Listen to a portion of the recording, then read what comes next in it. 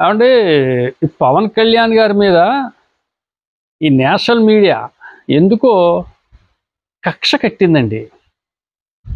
కక్ష కట్టిందనాలా, కుట్ర పన్నిందనాలా అర్థం అవట్లేదు. అసలు ఏమైపోయిందండి నేషనల్ మీడియా? ఓకే, ఆంధ్రప్రదేశ్లో మనం మెయిన్ స్ట్రీమ్ మీడియా గురించి చెప్పుకున్నాం. మెయిన్ స్ట్రీమ్ మీడియా సరిగ్గా కవరేజ్ ఇవ్వట్లేదు అని అనుకున్నాం. ఈనాడు మీద మనం ఒక రకమైన యుద్ధమే ప్రకటించాం. తర్వాత ఈనాడు మారింది. మెయిన్ పేజీలో పవన్ కళ్యాణ్ గారి గురించి రాయటం మొదలుపెట్టారు. ఓకే, అయితే ఇంకా చూసుకుంటే ఈ ఈ ఆంధ్రప్రదేశ్లో ఈ దిక్కుమాలి మెయిన్ స్టీడియాలో అది కుల వివక్ష, కుల గజ్జి, రకరకాల ఇంటర్నల్గా జెల్సీలు, మా కులపోడే రావాలి, ఆ కులపోడి మనం వాడుకోవాలి, ఇలాగా రకరకాలు ఉన్నాయి. పక్కన పెడితే జాతీయ స్థాయి మీడియాకి ఏమొచ్చిందండి పోయే కాలం? వాళ్ళకేంటి? ఇప్పుడున్న పరిస్థితుల్లో పవన్ కళ్యాణ్ గారు పాన్ ఇండియా పొలిటికల్ స్టార్, అందులో నో డౌట్, ఏమీ డౌట్ లేదు.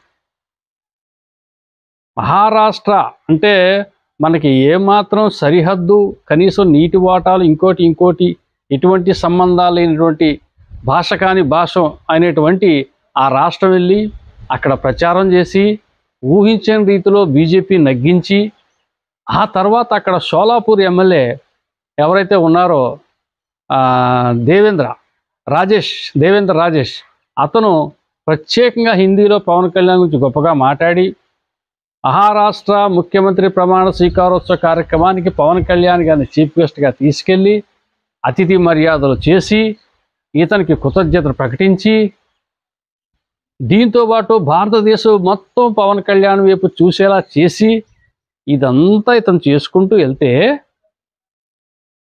నేషనల్ మీడియాలో ఎక్కడో చిన్న మొక్క. ఎందుకు ఈ బాధ? నా బాగా గుర్తు 1996లో అనుకుంటా. అంటే నేను విమర్శించట్లేదు, వాస్తవం చెప్తున్నాను. చంద్రబాబు నాయుడు గారు ఇక్కడ ముఖ్యమంత్రిగా ఉన్న సమయంలో లక్నో వెళ్ళాడు. అతను యూపీ లక్నో వెళ్ళి అక్కడ బై ఎలక్షన్లో ఎన్నికల ప్రచార సభలో పాల్గొని ఒక 5 నిమిషాలు ఉర్దూలో ప్రసంగించాడు. అతను రాసుకుని ఆ ఉర్దూలో ప్రసంగాన్ని అప్పట్లో ఇండియా టుడేలో పతాక శీర్షికలో రాశాడు, ది హిందీలో రాశాడు, ది హిందూ, ఇండియన్ ఎక్స్ప్రెస్, ఇంకా అనేకమైనటువంటి ఛానల్స్, నేషనల్ ఛానల్స్ ఎత్తి పాడేశారు ఇతను. ఇంకా మన రాష్ట్రంలో అప్పట్లో ఈనాడైతే మెయిన్ ఎడిషన్లో పెద్ద ఇంటర్వ్యూ ఇచ్చారు. ఓకే, కానీ ఇప్పుడు ఇతను ఏదో 10 నిమిషాలు 5 నిమిషాలు ప్రసంగించేసి రాలేదు కదా. ప్రసంగించింది తక్కువ అయినా కానీ ఎంత ఫలితం!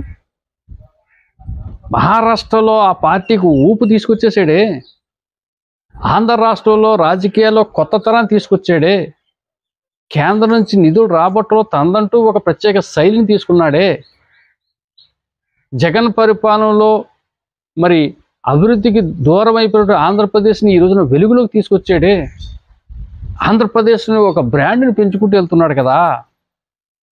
మరి ఏమైపోయింది నేషనల్ మీడియా జర్నలిజం? ఎందుకు ఇతను ఎత్తుకోవట్లేదంటే ఇతను సనాతన ధర్మం మీద పోరాటం వాళ్ళు ఎవరికి ఇష్టం లేదు. ఇంచేతంటే ఈ నేషనల్ మీడియాలో చాలా చోట్ల ఇక్కడ కులాలని మతాలను ఎత్తుకోవట్లేదు. కొన్ని అగ్రరాజ్యాలతో సంబంధం ఉన్నటువంటి యాజమాన్యం వీళ్ళందరూ కూడా, వీళ్ళకి సనాతన ధర్మం కిట్టదు.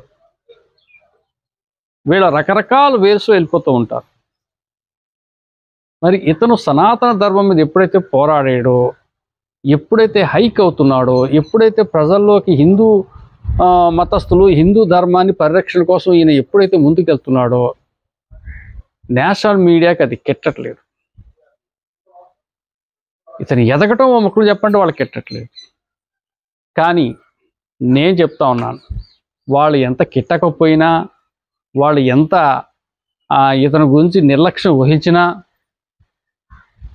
మరి ఏ ముహూర్తాన్ని అన్నాడో ఇతను నరేంద్ర మోడీ ఆంధీ తుఫాన్ అని పవన్ కళ్యాణ్ని నిజంగా తుఫాన్ని ఎవరు ఆపగలరండి? భగవంతుడు తప్ప ఎవరు ఆపలేరు కదా. ఇప్పుడు అంతే, ఈ పవన్ కళ్యాణ్ అనే తుఫాన్ని నేషనల్ మీడియా కాదు, మెయిన్ స్ట్రీమ్ మీడియా కాదు, ఇంకోటి కాదు ఎవరు ఆపలేరు. భారతదేశంలో అతిపెద్ద లీడర్ అయిపోతాడో అందులో డౌట్ లేదు. Thank you.